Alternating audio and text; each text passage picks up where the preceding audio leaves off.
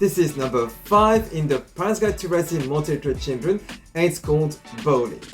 It's a game that's perfect for children and teenagers who are just starting to learn to read letters and characters and deciphering short words in a language.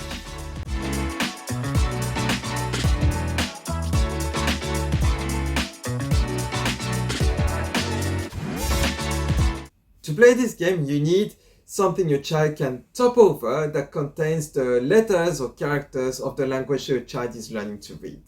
It can be plastic bottles that are placed like pins of a bowling game with post-it notes on them with the characters, or paper cups that contain a paper with the character they need to read. And you can of course put whole words instead of just letters in each cup. Then you need a few balls that are going to be used to top over all these cups or bottles.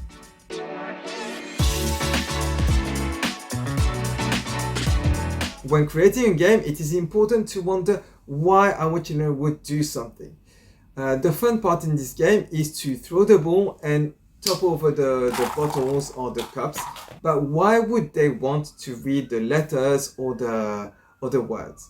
So for this, we need a reward. So here is one of the reward systems that I have put in place when I was playing this game with my sons. So for every cup that was topped over, they were allowed to read the word inside. And for every word read properly, it would get them 1 point. And I would set a number of points to reach, such as 50, which is enough repetition for them. So there are 10 cups in total, and it's like 5 times reading them, so it was enough. It wasn't a game that was lasting too long, so 50 felt about right. Last year when they started to learn to read in Japanese, which is not our home language, just a language they wanted to learn, I had the alphabet chart next to it, so it was a help sheet. So having help sheet is also very helpful. So I had it on the side and they could refer back to it every time. With the repetition, they would refer back to it less and less, and they were able to read more fluently the words. Of course, not in just one game, but over time. And then I have included these words in a treasure hunt that we played after. So, this is so. Oui, so. A tree and a dum-dum. Sofa. Oui, sofa. No. Under. No, Presque. over.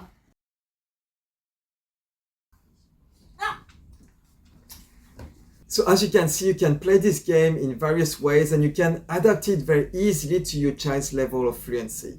What's important to remember is to give them an incentive to read. Don't ask them to read for the sake of reading, but think from their perspective, what would motivate them to read a word, or what would motivate them to remember a word.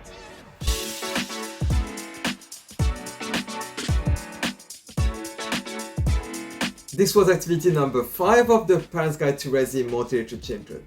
If you find this video helpful, please like and share it around. And if you're looking for more ways to foster your languages in a fun way, please subscribe to the channel. I see you next time, and until then, keep playing, learning, and having fun with all your languages. Bye!